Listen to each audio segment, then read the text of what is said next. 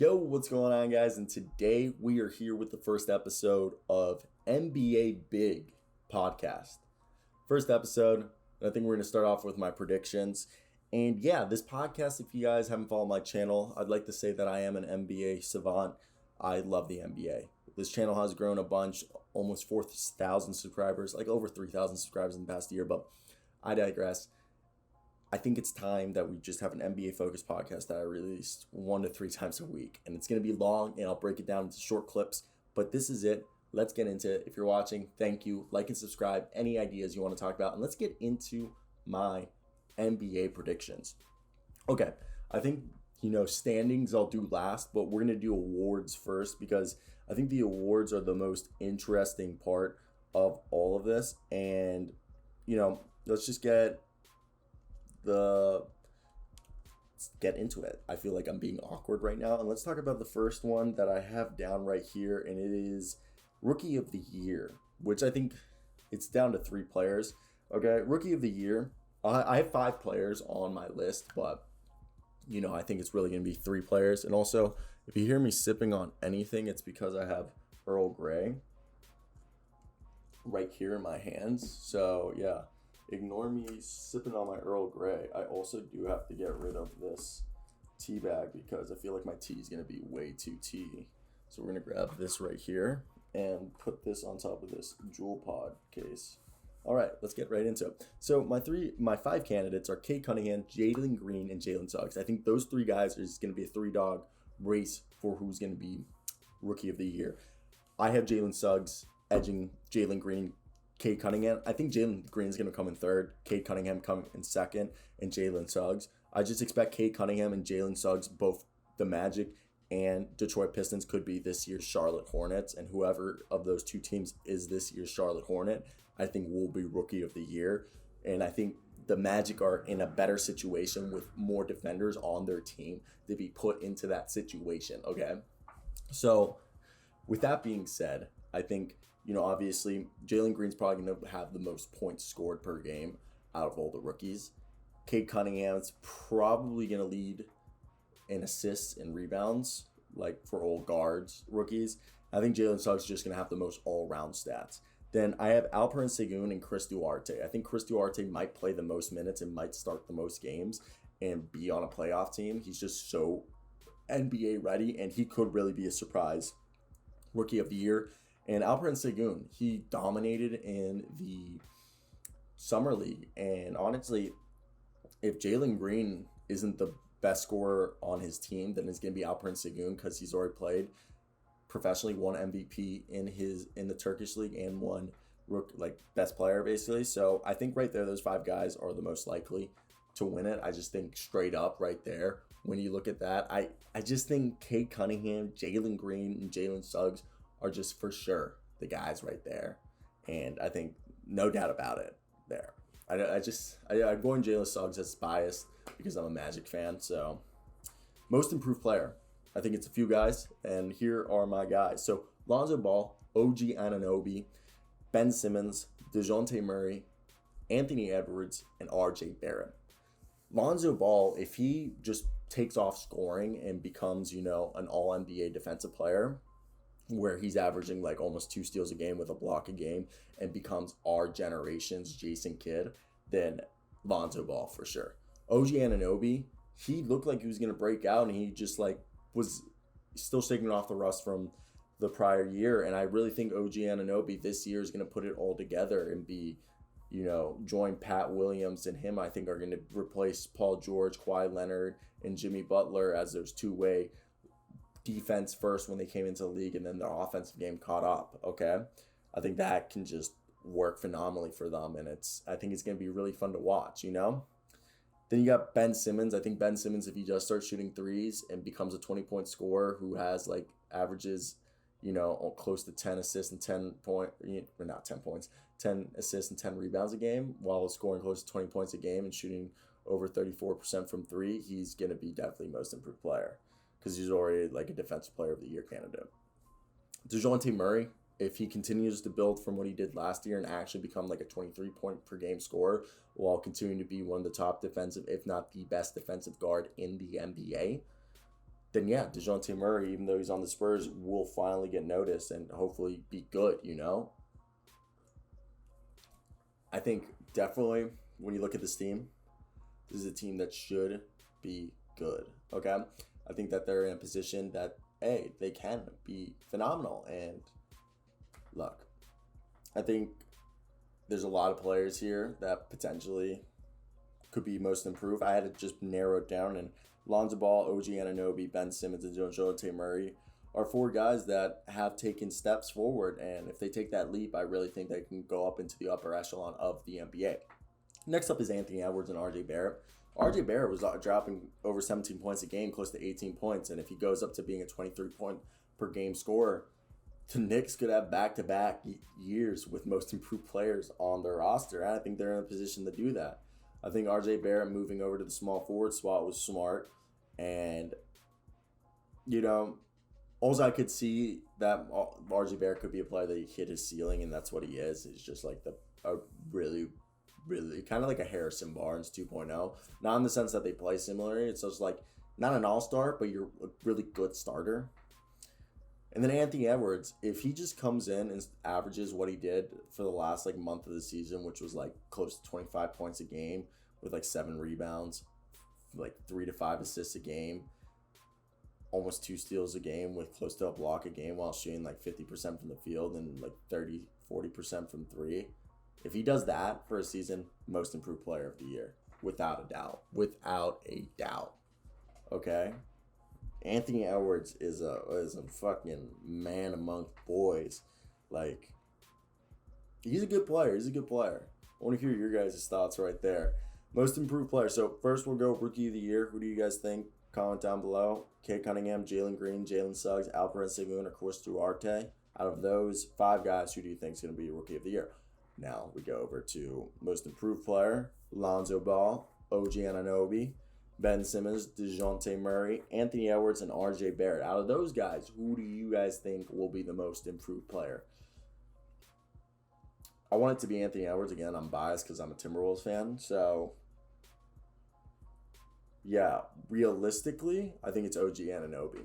I'm sorry, guys. I really do. I'm high on OG Anunoby. I have a YouTube video that I made saying that OG Anunoby is going to be a breakout star this coming season. I knew it. I already see it coming, okay?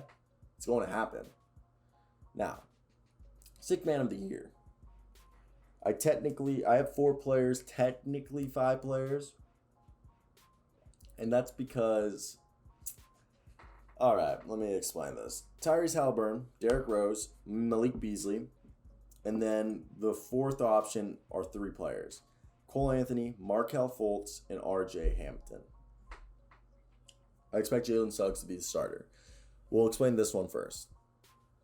Markelle is allegedly going to be ready to start the NBA season from day one. He'll participate in training camp. Cole Anthony had some rough moments during the summer league, even though he looked really good. I expect the future, by the end of season, Jalen Suggs to be the starting point guard and RJ Hampton to be the starting shooting guard, which leaves Cole Anthony and Markelle Fultz to be the first guards off the bench. And they're paying Markelle all this money, but they drafted Jalen Suggs. So I think Markelle Fultz, out of that 3 guys, will be the sixth man of the year candidate for the Orlando Magic. Do I think he'll win? I don't know. But so if it isn't Markelle, I think it'll be Cole Anthony. So either Markelle or Cole Anthony will be a 6th man of the year candidate, scoring 17 to 20 points a game for the Orlando Magic. Now, Malik Beasley is the man I think who will be 6th man of the year candidate, who was a 17, 18 points per game scorer before he got suspended. And I think this year, maybe they'll start the year with him starting, but I really think it should be, the starting lineup should be D'Angelo Russell, Anthony Edwards, Jaden McDaniels. Or actually, not even Jaden McDaniels, Josh Okogie, and Karl Anthony Towns, with the second unit being Pat Beverly, Malik Beasley. Then you put out Jared Vanderbilt and Taurean Prince and Naz Reid. And Malik Beasley will be like a 20-point scorer off the bench. Just tell him to beat Jordan Clarkson for y'all and just have a green light. And I think that would go off phenomenal. I think the Timberwolves would have a great scoring bench with 2 shooting options in Taurean Prince and Jared Vanderbilt And also, Pat Bev, all three of those guys can shoot threes, and so can Malik Beasley, and then Naz Reid going inside and getting all the rebounds and all that good stuff. Yeah, I think it'd be fun to watch.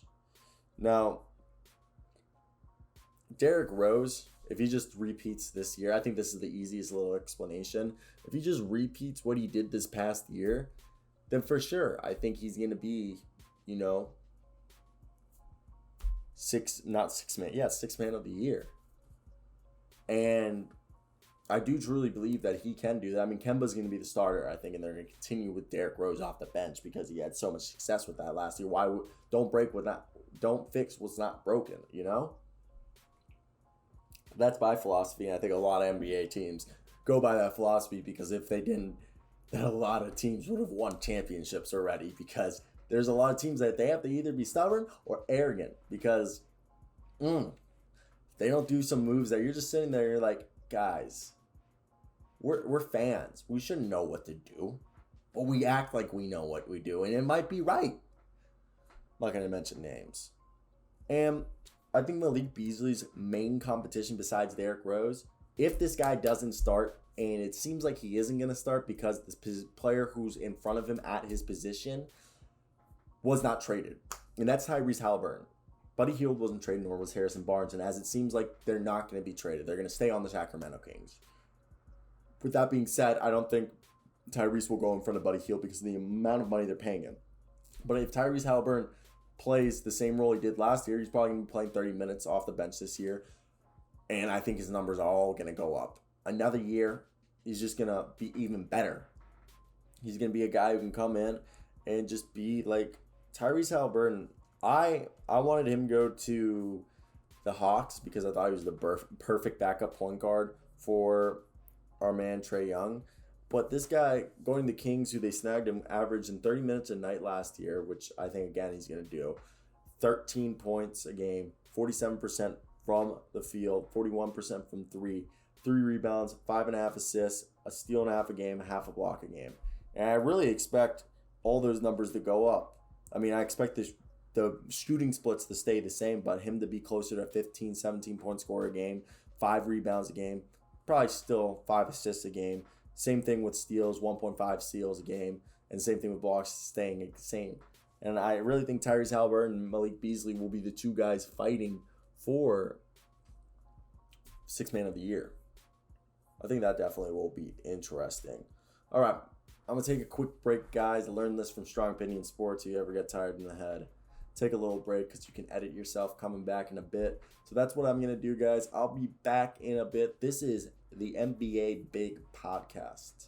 I took that from the Lil Dicky show. Not Lil Dicky show. Lil Dicky made the NBA Big ads. Google that. That's literally what the image I'm using. Hopefully I don't get like a cease and desist. But yeah, we'll see how this first podcast does on all the platforms I put it up. If it does shit, maybe I don't continue.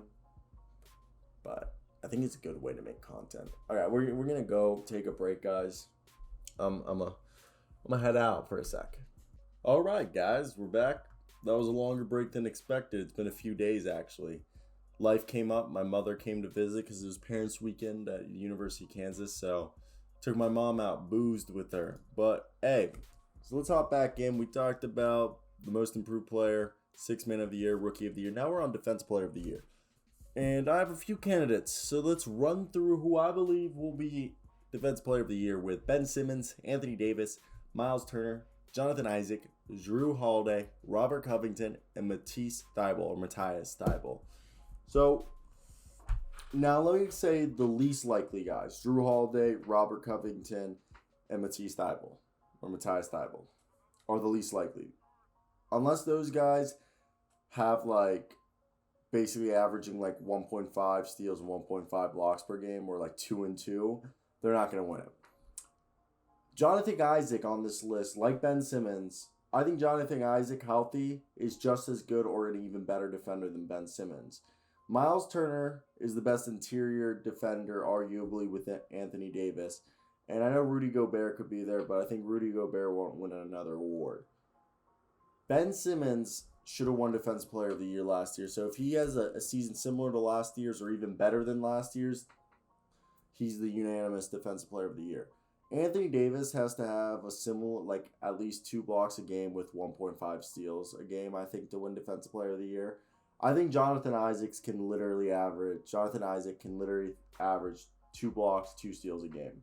And that's why, even though I'm a Magic fan, I think I'm gonna be biased and say he's gonna win it right there. I just think, he's the best choice, and why wouldn't you give it to the guy who arguably is the best choice for that award, I think there's no one else that they should be thinking about giving that award to. Jonathan Isaac can guard point guards, he can guard shooting guards, he can guard small forwards and power forwards, and he can even guard most centers that don't have an extreme weight advantage or strength advantage on him. Ben Simmons can do the same 1 through 5. I just think Jonathan Isaac is more athletic than Ben Simmons and is lengthier, so I think, which makes him more versatile and a more impactful defender. Then you have Anthony Davis. I think Anthony Davis, yes, he can guard the perimeter, but he isn't like Ben Simmons or Jonathan Isaac where his switchability is with everybody. I think he's more of a 3 through 5 guy. Thibault and Covington are, the poor man versions, the Kroger, the Walmart store brand version of Ben Simmons and Jonathan Isaac. So they can do similar things. Like, they're very good defenders. You want them on a championship team. I just don't think that they're on the same level as those guys. So I really think it's going to be between Ben Simmons and Jonathan Isaac. Now, if I had to choose, obviously I'm going to choose Jonathan Isaac, being a Magic fan. Ben Simmons, if he comes in with a chip on his shoulder to win. Miles Turner, if he has another year where he's averaging 3, almost 4 blocks a game, 5 blocks a game, I know that's excessive, he'll win it. If you put up a tremendous amount of blocks or steals, you're usually going to win the award, if we're going to be honest. So, yeah, I think Jonathan Isaac, and if it isn't Jonathan Isaac, it's going to be Ben Simmons. I think that's a good take right there. I want to hear you guys' thoughts right there. Who do you think is Defensive Player of the Year? Now, next up, I got Coach of the Year, which I think Coach of the Year is interesting. I got right here James Borrego, Greg Popovich, Emi Udoka, Chris Finch, Nate McMillan, and Jason Kidd. The least likely of these guys to win it are James Borrego, Greg Popovich, and Ime Udoka. I think those are the least. James Borrego, they would have to be a top 4 seed for them to win it. Is it possible? Yes, because they're going. Greg Popovich and James Borrego both are creating transition-based, positionless basketball where really they only have like 2 or 3 big men on the roster, and then the rest are just wings, okay, and technically forwards, and then guards. I mean, that's every roster, you could argue, but like that they're going to be playing transition. Like James Borrego's got Kelly Oubre, Miles Bridges, PJ Washington, Gordon Hayward, James Bouknight, all at his disposal. Then you got Terry Rozier, LaMelo Ball, and Ish Smith.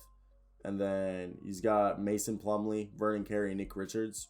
So if that's a top 6 seed, I see him winning the award. Greg Popovich, same thing. If his team is a top 6 seed, he's definitely getting an award, and I think he could do that. Udoka, I think this team would have to be a top 3 seed, and they would have to just be dominant for him to win it, and that's why I think he's the least likely to win the award with the Boston Celtics. He's the new head coach. He was signed from the Nets bench, and he's from the Greg Popovich tree. So I expect a mixture of some Greg Popovich defense and ball movement with a lot of what he learned from Steve Nash on that Celtics team. So see a combination of Spurs-Celtics team, right? I mean, Spurs-Nets philosophies going into that new Boston Celtics team. Now, I think Chris Finch, if he literally makes the playoffs, he's going to be the Coach of the Year. If Chris Finch can take the Minnesota Timberwolves really just to the play-in game, I think they'll make him the Coach of the Year. I just think like that'd be so big for them. And yeah, I definitely think that's possible. I think that's really, if Chris Finch takes this Minnesota team to the playoffs, he without a doubt will be, the teams, I think. Well, I just think that's more impressive. I don't know why I lost my thought right there. But yeah, no, I think if you take a team like the Minnesota Timberwolves to the NBA playoffs, I just think you're going to get the award just because, like, people are just going to like that, you know? So I want to hear your guys' thoughts down below. Do you guys agree with me on that one, or is that a hot take? Is that too spicy of a take? I don't think it's too spicy. I really think it's quite possible, you know? And Chris Finch is putting this team probably going to be the fastest paced team in the entire league come season end, if we have to be honest. So let me hear those thoughts down below, guys. What do you guys think of this Timberwolves team? Do you think they could do that? I think definitely they can. Definitely that they can. So now if we go the rest of there, I have Nate McMillan. If he has a top 3 seed, basically the last 2 coaches are Nate McMillan and Jason Kidd. And if Trae Young or Luka Doncic is the MVP, they're coach of the year. Because if they're MVP, they have probably a top 3 record in the entire NBA, meaning that they're probably one of the best teams in the entire league. So they're probably going to get that right there. If that happens, of course. So my pick is Chris Finch. Most likely. Yeah, I'm going with Chris Finch if they make the playoffs. Now, can the Timberwolves make the playoffs? Yeah, in my mind, I think they can definitely make the playoffs. Now, in everyone else's mind, you know, I don't know.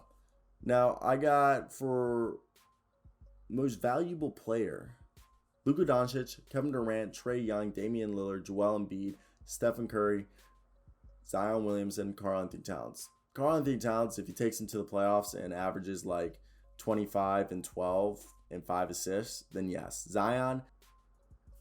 All right, now we're back. All right, so yeah, Zion Williamson, I think if he's going to win it, he's going to have to average close to 30 points, take his team to the playoffs, average 7 assists and 7 rebounds a game, and just be super hyper efficient. Joel Embiid, he's got to basically have similar stat line to what he had pre-injury last season and lead his team to the number 1 record in the East and probably a top 3 record in the NBA. Trae Young and Luka Doncic, I think if they're just a top 3 seed, they could, and they average close to 30 points a game and close to 10 assists a game, then Luka Doncic or Trae Young could win it, even though they're horrendous defensive players. Damian Lillard, he would have to be a similar thing, top 3 seed, averaging close to 30 points, and he'd win MVP. Stephen Curry would have to do another put the team on his back type scenario, and that one, I doubt that happened, but yeah, so I have Kevin Durant there, and I honestly think this could be the most likely out of this list. I think it's Kevin Durant. I think most likely Kevin Durant. So out of Luka Doncic, Kevin Durant, Trae Young, Damian Lillard, Joel Embiid, Stephen Curry, Zion Williamson, Karl-Anthony Towns, I really think Kevin Durant's the most likely to win. So let's go back and talk about all my picks. So for most improved player of the year, I am going with OG Anunoby is going to be this year's most improved player of the year. Next, sixth man of the year, I'm going with Malik Beasley. Unless Markelle Fultz is there. But yeah, I'm going more Malik Beasley. Rookie of the year, I'm going Cade Cunningham. Even though I want to say Jalen Suggs, and I'm going to change that. Jalen Suggs. So OG Anunoby, most improved player of the year. Sixth man of the year, Malik Beasley.